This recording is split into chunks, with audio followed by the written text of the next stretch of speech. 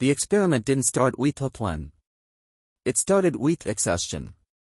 Not the kind that sleep fucks, but the kind that comes from living on autopilot for too long. Days were full, yet empty. Achievements existed, yet satisfaction didn't.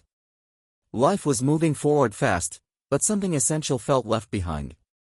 That's when the idea emerged not to push harder, but to reverse the direction of attention.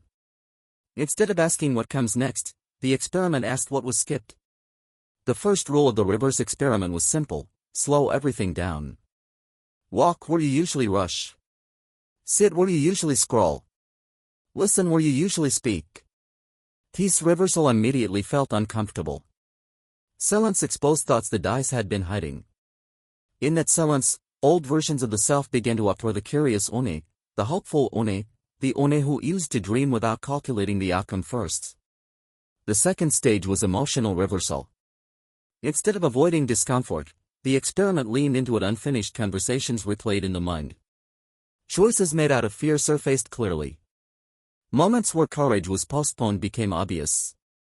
It became clear that many things labeled as moving on were actually acts of avoidance. The experiment revealed a hard truth: ignored emotions don't disappear, they wait.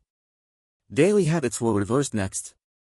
Productivity was replaced with presence. Multitasking was replaced with intention. Success was measured not by output, but by alignment.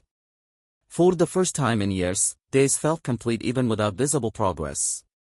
The experiment proved that constant forward motion can sometimes be a distraction from meaning. One evening, while walking alone, a strange realization occurred. Under the streetlight, the shadow stretched ahead instead of following behind. It felt symbolic. The past wasn't behind anymore, it was waiting ahead to be acknowledged. The experiment wasn't about returning to old mistakes, but about reclaiming unfinished parts of identity. The biggest reversal came in how failure was viewed. Instead of something to escape, failure became information. Each mistake that had been pointed backward to a ignored fact. Regret marked a place were ignored.